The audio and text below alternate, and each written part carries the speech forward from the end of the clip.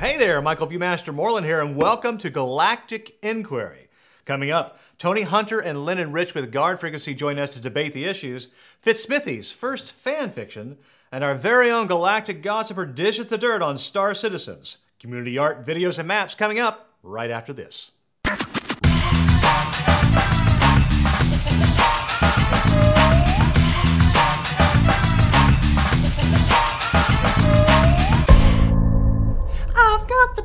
Oh, hey, welcome to Galactic Inquiry, the weekly webcast where we feature you, the community of Star Citizens.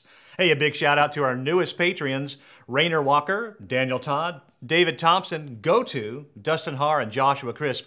Thanks for joining us. And a deep gratitude to all our big Patreons, including Thomas Ottman, Brian Hickey, Fox Anderson, Remo Castigliolo, Squirrel, and Joseph Angry Peas Castiglia. Galactic Inquiry is a complex show to create each week, and we couldn't do it without your generous support. So for those of you supporting us at higher pledge levels, I recorded your ringtones and shoutouts this week, so look for those in your inboxes real soon. If you missed out on your audio ringtone or your video shoutout and supported us through the month of July, I'll do another quick round for you layabouts. Just email me at sayhello@galacticinquiry.com. And this just in from the fine state of Florida, USA. Official court of our citizen! Send in your Bar Citizen greetings and we'll feature you and your neighbors on Galactic Inquiry. And someone finally decoded the binary sign language message from Galactic Inquiry Episode 1. Michael Fata sent in this partial translation. Now, if you're curious, after actually reciting the news, the binary hands veer away on a personal rant. It reads, "This guy is full of it. I can't be bothered anymore. My girlfriend broke up with me, Ice Queen. All I do is play video games. It's not like I'm an axe murderer. I don't sleep around. I was going to pay the mortgage. Eventually, Arena Commander just came out." Well, you get the idea. Speaking of Arena Commander, patch 12.5 has been out for a week, and alpha testers have been banging away at the multiplayer mode. Eric Catron posted a video of his gameplay with Siegle as they banged away at each other's Hornets and 300 eyes using Klaus and Werner 60mm mass drivers and twin Omniski 6 lasers. Add voice attack and you've got a pretty capable fighting craft.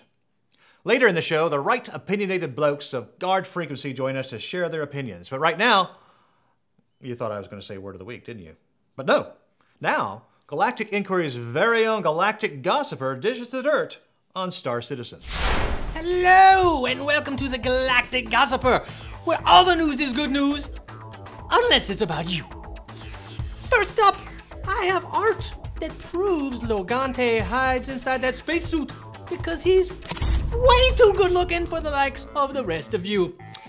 The Galactic Gossiper has obtained this unauthorized photo of the real Logante laying out for a bit of sun.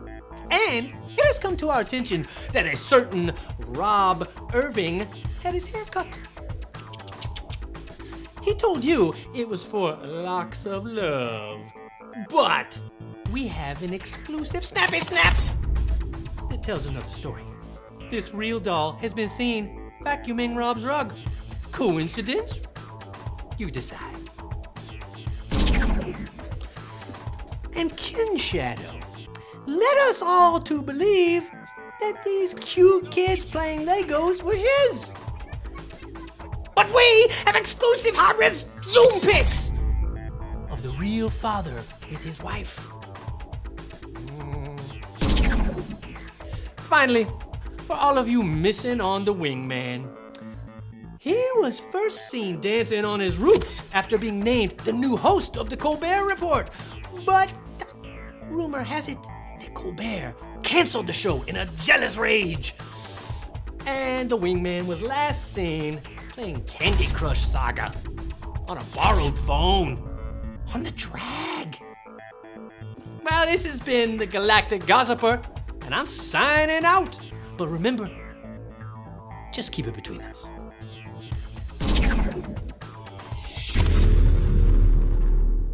And now, here's the word of the week. Word of the week. The word of the week is Skylon.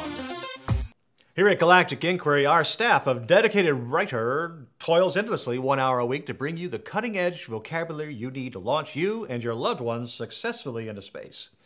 Next week, we'll ensure you have beer with you, but this week, we spotted the Skylon, a single stage-to-orbit spaceplane that can carry you and your beer to the International Space Station. The British company Reaction Engines Limited, founded in 1989 by Alan Bond, John Scott, and Richard Varville, has developed the Synergetic Air-Breathing Rocket Engine, or SABRE. The SABRE engine system is capable of launching an aircraft directly from a conventional runway into low Earth orbit and return back to Earth. SABRE uses an air-breathing rocket propulsion system, potentially reusable for 200 flights, that can reduce the cost of delivering payloads by 2/3 of current costs. The SABRE engines use atmospheric air to propel the Skylon up to 26 kilometers in altitude before switching over to an internal liquid oxygen supply that will take the spacecraft into orbit. There, it can deliver payloads of up to 15 tons or passengers to space stations and space hotels. So be sure to tune in next week because you'll want to enjoy that view with a brewski.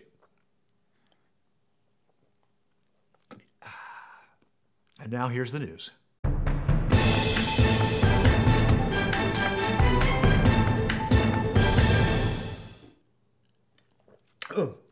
Excuse me.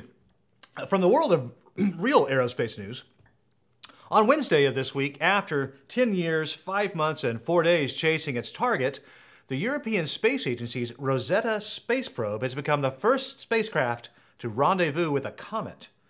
Comet 67P Churyumov-Gerasimenko and Rosetta now drift 405 million kilometers from Earth, about halfway between the orbits of Jupiter and Mars, and are rushing towards the inner solar system at nearly 55,000 kilometers per hour. Rosetta will accompany the comet for about a year as they swing around the Sun and back out towards Jupiter again. Now, the journey to the comet was anything but routine. In order to reach Churyumov-Gerasimenko, Rosetta had to make 3 gravity-assist flybys of Earth and 1 of Mars to slingshot out to the comet and line up with its orbit. In May of this year, as Rosetta made its final approach to the comet, it began a series of 10 rendezvous maneuvers to adjust Rosetta's speed and trajectory to match those of the comet. If any of these maneuvers had failed, the mission would have been lost and the spacecraft would have simply flown right on by. As Rosetta neared the comet on its final approach this August 1st, its navigation camera began snapping pictures from a distance of 832 kilometers, delivering this impressive sequence of images to the European Space Agency's Mission Control. And, as if arriving at and orbiting a tiny speck millions of kilometers away isn't enough, Rosetta also contains a landing craft that will touch down on Churyumov-Gerasimenko sometime in October of this year. Several million miles closer to home, Nikki D'Angelo gives us a review of the latest spaceship to hit the Cloud Imperium store. The M50 Interceptor looks like an impressive addition to the Origin lineup. Nikki? Thanks, Mike. For today's report, I'm going to be talking about Origin JumpWorks M50. The M50 has been in development for some time now, and late last year, I think it was November, they went on sale for the first time. The M50 is the next racer to come out from Origin JumpWorks, who already has the most wins under their belt with the Origin JumpWorks 350R. Now this ship uses the same main thruster, a slightly smaller power plant, and a very small, compact, light, and very sleek space frame.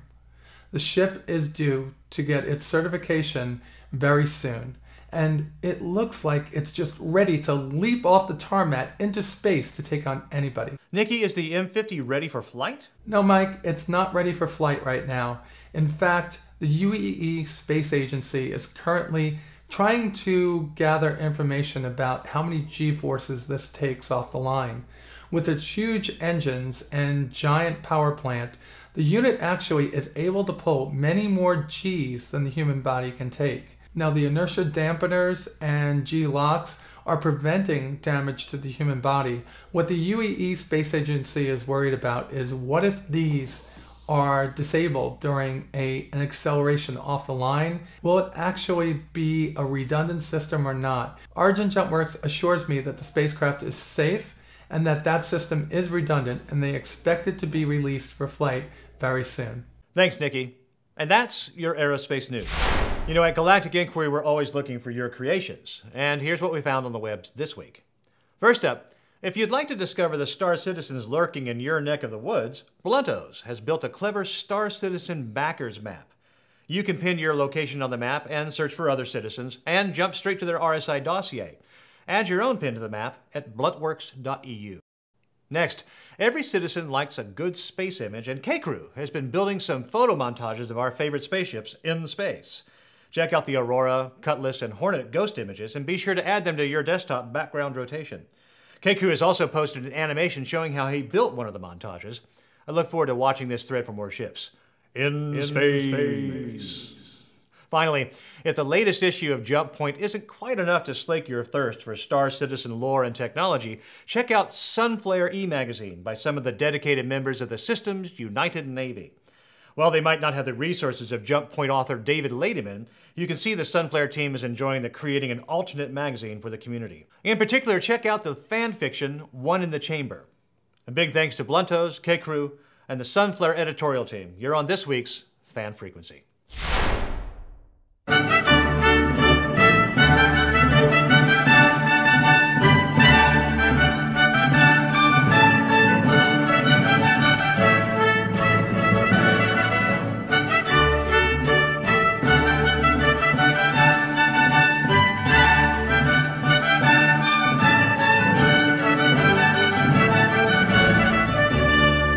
Good afternoon, or depending on your worldview, good evening, good morning.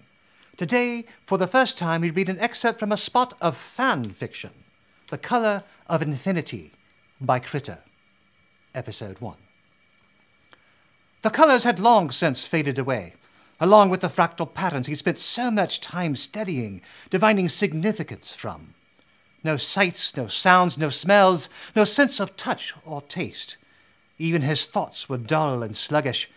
He had no idea how long this state had existed. It could have been a minute or decades. Then, pain. The world split apart into a billion bright shards of multicolored glass, each one piercing his eyes. A cacophony of rushing, roaring noise pounded his ears, and he felt as if he was being crushed into pulp by a mighty fist. The pain began to ease, and the maelstrom resolved itself into patterns his overtaxed brain could make sense of. He found himself in a softly lit room, and the face of a youngish, dark-skinned man bent over him. Can you hear me? Hey, don't try to speak, just nod. His mouth tasted like the floor of a particularly sleazy nightclub on a Sunday morning. Relax, you're safe. My name is Dr. Etienne Villeroy. You're aboard a space-based medical facility in the Galen system. You've just woken from a coma. How do you feel? Like sun-dried crap. Well, that's to be expected. You've been out for almost a month. We did what we could, but some muscle degradation is unavoidable. Corbin's brow furrowed in concentration. The colors. The patterns. Wow, it's like swimming through a kaleidoscope. I see. And before then, do you remember Shanghai? Corbin's frown deepened. Never been to Shanghai. Interesting. Well, memory loss can be a symptom of revival from coma. I wouldn't worry about it too much. It's usually temporary. But Corbin could tell the doctor's eyes didn't quite agree with what his mouth was saying. Well, I'll leave you to recover your strength. There's some clothes in the closet over there. They should fit. I'll be just outside in the office. Sure, thanks. One other question, Doctor. Of course. Who am I? The story continues in the Fan Art and Fiction Forum at robertspaceindustries.com or at the link at the bottom of your telly. I'm Alastair Sinclair Fitzsmithy. Good afternoon, good evening, good morning, and good night.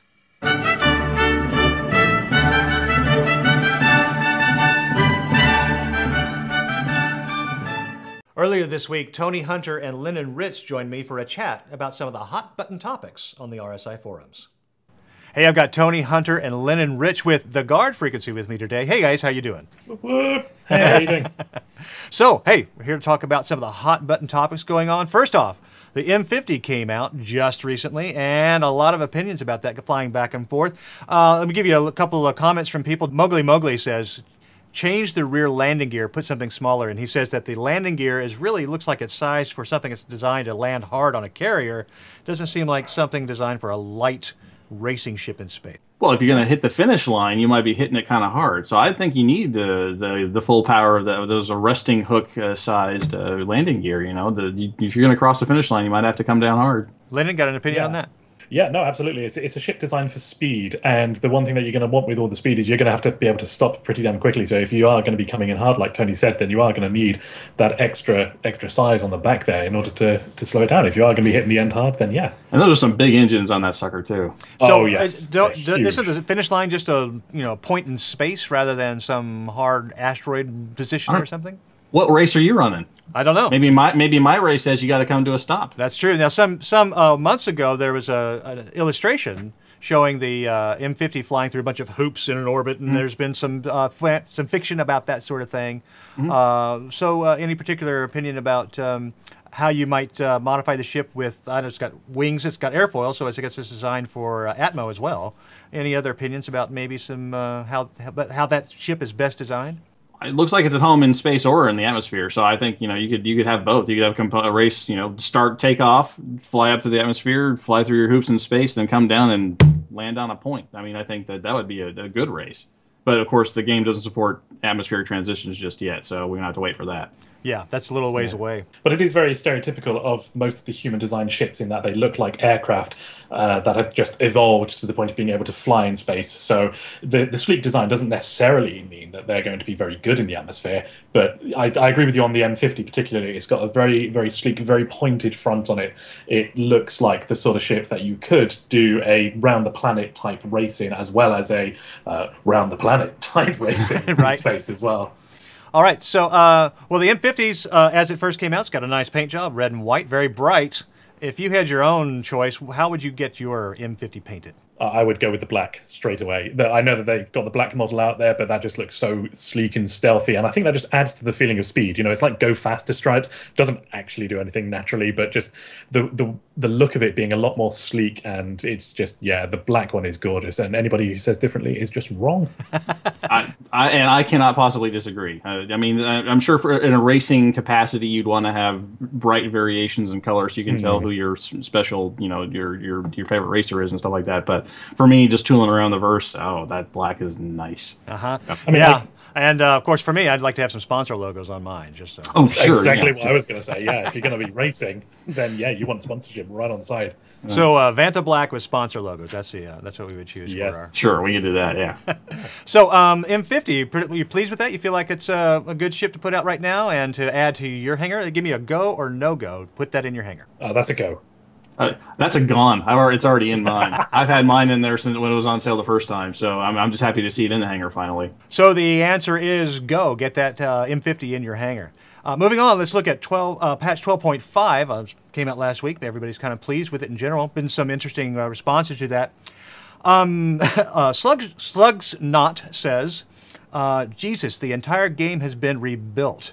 Every time they patch, I notice a million little differences immediately, things they don't even, mention in the logs, in the update logs. So, there's a lot of time between patches. What's the value of that? I mean, they're just kind of slipping in all kinds of things. They just find as they go along. How do you guys feel? Have you had a chance to play 12.5 yet? I got a little time with it last night, and yeah, it is a different game. My HUD color is different in my Hornet. I didn't see where I was, using hard ammo anymore. The little ammo counter was gone. I mean, I just had unlimited shots from my wing cannons. I mean, it's an alpha. They're gonna change it every time, and because it's still in development, I don't.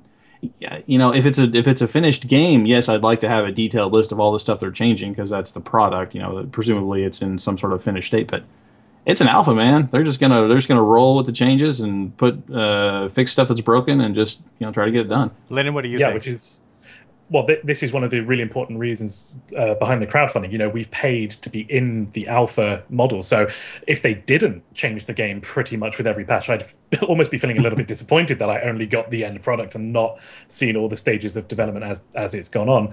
But just to do a bit of a shameless plug here, we've actually got a guy on our team. His name's Parias, and he likes to take the patch files as they come down and rip out all the little tiny details that you just don't see happening in the official logs. So with these big patches that come down, yes, they're rebuilding a lot of the game, but they're also adding in a lot more features that are yet to come and have yet to be announced.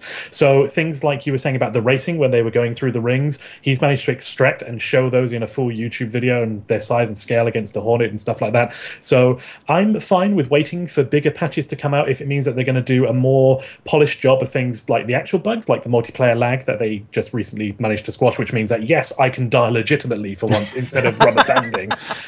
And it then also means that, you know, we get all these extra little sneaky bits in, which just, I realize that this is almost going to sound contradictory to what I said in the beginning, that, you know, a lot of changes were in the pre-alpha stage, but I also do like finding the Easter eggs. So I think they've kind of struck a good balance there, because for people like me who want to see the game in development and then still find the hidden bits, this is just perfect. It's an ideal way of doing it.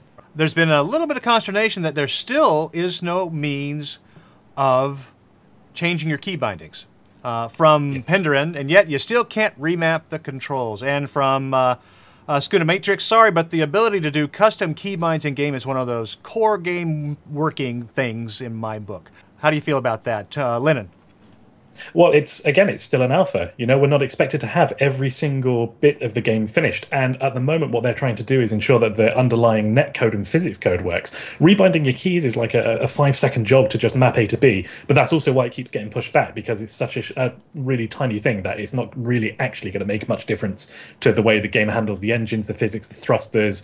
You know, that's the important stuff to nail down. So, you know, unfortunately, they're just going to have to wait, I think. Yeah, it'll become more important as you come more to optimization, because that keyboard input, helps you eliminate people's uncomfortability barrier, I guess I'm going to call it, because then people are sort of like, I want to fire my thrusters now. This finger here does thruster firing, and so it kind of takes away the keyboard confusion from your testers. So yeah. I mean, it's going to be more important, sooner. I mean, soon, but not right now. There's just too many variables that come in. Dan here on our side is saying that he's had trouble just using the joystick because you can't adjust sensitivity. At the same time, though, the ships that we've got, it came out in one of the, I think it was around might have been the very last Wingman's hangars, that the ships that we've got currently, the Aurora, the Hornet, and the 300i, they're not actually representative of their end results. They're pretty much all on a level playing field at the moment. So I think being able to rebind keys so you can master the Aurora or to master the Hornet at this stage is not really something that is going to be, if you get used to it now, they're only going to change it up on you when they actually put in the real models for those for those ships. So again, it's one of those things where I think it's a nice to have, but where we are right now in development, I don't see it as a necessity. All right, let's wrap it up. So go, no go for patch 12.5. Tony? Go. Yeah, absolutely a go. Everybody seems to be really happy with it so far, especially now that we can actually die, as you say, legitimately. All right, moving on. Now, here's a little bit of a touchy subject. A couple weeks ago, there was a lot of forum consternation about where's all the money going. I mean, here is a record-setting crowdfunding project pushing in on, getting ready to hit 50 million within the next couple months, maybe, and everybody's wondering how this money's being used, and when are they going to stop making promises that keep expanding the scope of the game? Will that ever stop? Lennon, tell me what you think about that constantly increasing slope and how Chris Roberts is going to manage that. Yeah, so I've been thinking a lot about this recently, because a lot of things that people outside the game usually ask me, why did you back for a game that isn't even there yet? Like, why are you pledging? And obviously you go through the regular reasons like the alpha and all that, but after a while I started thinking, what is it that I'm doing here? And unlike the traditional publisher model, you've got to, it's us that are dictating where this goes. So I think there's quite a bit of onus on us as well. Are we over-promising ourselves a game here by backing for all these stretch goals? Does there come a point where we have to say, you've got 50 million, that's probably enough to get done what we need to do now. Maybe in later development, when things need to come out, you have another ship sale or something like that.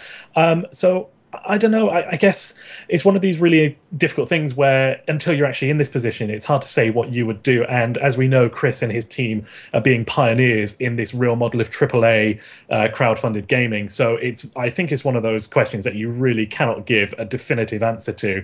But having said that, I would like to see not necessarily a stop in the money coming in, but a stop in the promises being made, because there will become a point where there is just too much for them to build, and people are just going to end up disappointed on launch day when, we can't go planet side, we can't shoot up the inside of a hangar. I can't attach my Hornet to the underside of an Idris and then walk around in 0G like I was promised. You know, there's going to come a point where it's either got to be curbed, or it's got to be the smaller, more decorative items, I feel, like the towel, or just a different costume, or bits that are relatively easy to implement. So I'm going to disagree with Lennon a little bit. I mean, it's not really on us to put up the brakes on. It's really on the team over there. I mean, I can see why they haven't put the brakes on yet.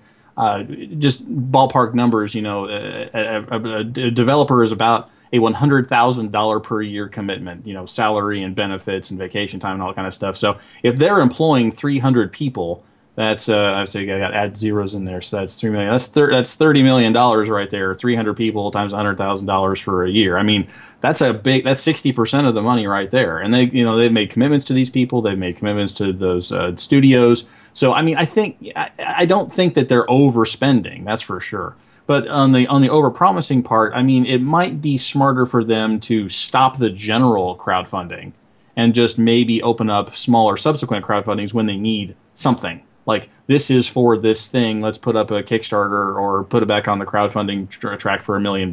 We need this thing. We've got to do it. But I'm going to disagree with Lennon just a little bit. It's not really on the player base to determine where that line is. It's more of internally, they need to make those decisions and say, look, we've met our needs and our funding goals for the stuff we have.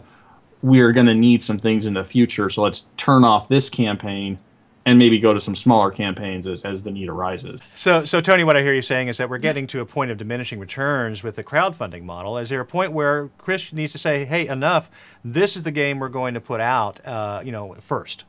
No, I don't think you're reaching diminishing returns for the crowdfunding. I mean, look at they released the M50, they released the Gladius. I mean, every time they put something out there, people buy it. It's not like they're not getting bang for their buck. What I'm saying though is that maybe instead of just this generic campaign that keeps on going for this stretch goal and this stretch goal and this stretch goal, we turn that off, and then he just comes back to us when he has a very specific need. Like it's more of an operational thing. It's no longer putting extra features in the game. It's just like, hey guys, we need to. This is the server farm crowdfunding campaign. So rather than focus on the prize, focus on the game need.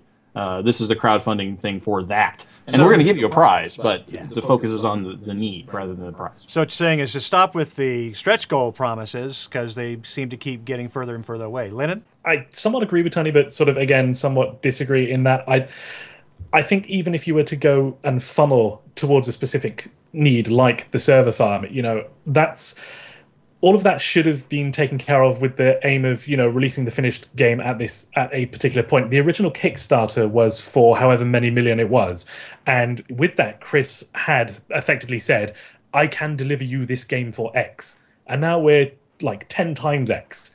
But the game's different. The game is a lot different than it was in November 2012, whatever it was. I mean, it's blown past all kinds of expectations. Yeah, I mean, so what's it going to be like when we're in November 2014 and November 2015 and November 2016, if we're going to be missing still a release game? We might have a few more modules, but there's going to have to come a point where they are going to have to focus on getting out the game. Right. And that's why I'd like to see them take the focus off, the prizes and the things they're going to put in the game, and more on, this is what we need to make the game we've already promised. That's the change that I'd like to see. I mean, right now we're looking at what could be a 5-year development cycle just for what's been promised so far. What's the challenges of, one, delivering that in a timely fashion, and two, what happens if CryEngine becomes obsolete?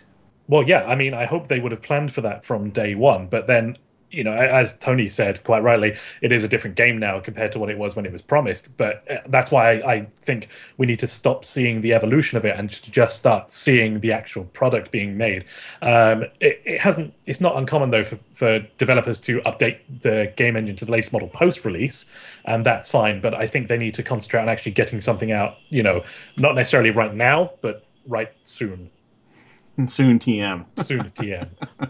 Well, it looks like people aren't actually buying stretch goals anymore. They're buying ships. Lennon. Well, you say that, but that money still goes towards the $58 million stretch goal, or the $60 million or whatever stretch goal we happen to be on. They might be buying a tangible asset, but that is still contributing to a stretch goal. There's no reason why we couldn't have the asset. So you can buy the M50. That's great, but maybe that doesn't contribute towards the stretch goal, or maybe there is no stretch goal to contribute to. Yeah, and honestly, I've got to believe that all these things that are stretch goals are in somebody's design document already. I mean, they're somewhere buried in somebody's hard drive in Austin or in LA or in Montreal or something. So it's not like these are things that are brand new. Oh God, we have to raise another $1 million. Quick, somebody come up with a stretch goal. I don't think that's the case. And maybe it gets moved up in the schedule, instead of pushed back in the schedule. Maybe that it's just a slide. And so the ships themselves are going to bring the money in. I think it's just a PR thing. I think it might be a smarter PR move to take the focus off of the prizes, the thing that gets moved up and down the schedule, and put it on the need. That we need this thing, we need this concept, we need this engineering asset, and move the focus. That's all. Well, what's the mood of the community these days? There was a time when, as CIG was approaching $1 million mark, people started pushing towards that as a kind of a community effort to get them over that line. Now, is that happening now? Now we're heading towards $50 million. Is that relevant? I don't think so. Not anymore. I mean, they've already raised more money than anybody else ever. So, I mean, the $50 million is a nice round number. It'd be nice to have, like the 500,000 registered users.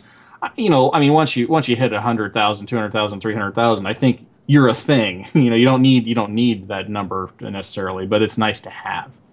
Yeah, I think also as well, just in the early days of the crowdfunding model, people were donating purely to push it along because it's like, oh, they've reached 30 million. You wake up the next day, 31 million, like 6 hours later, 32 million. When is this going to end? So, Lennon, is it time to take the counter off the front page? I think the counter is good because it reminds people of how this got started.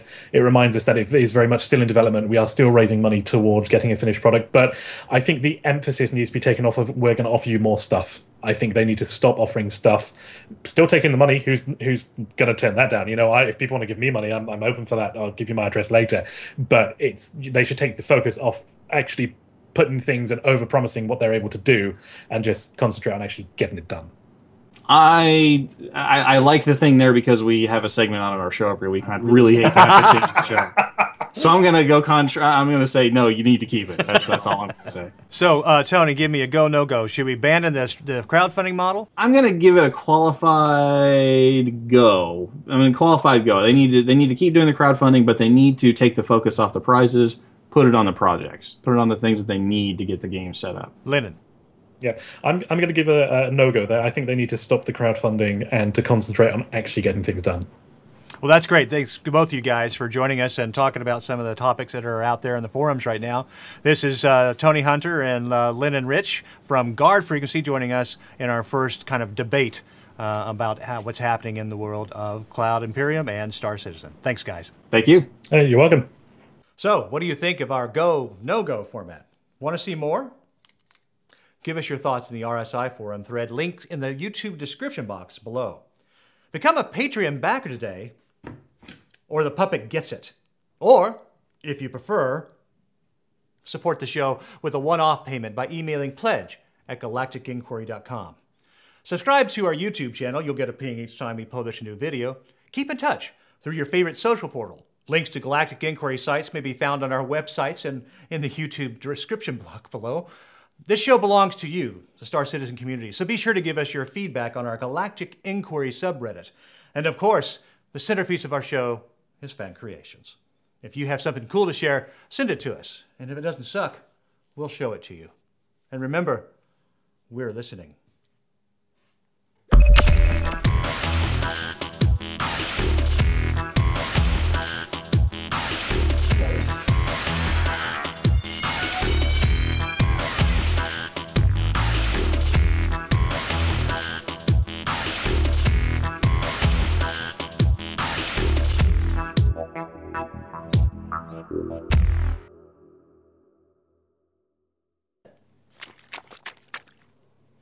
What you doing? I got the letter from Earth. Captain's business. Leave me alone.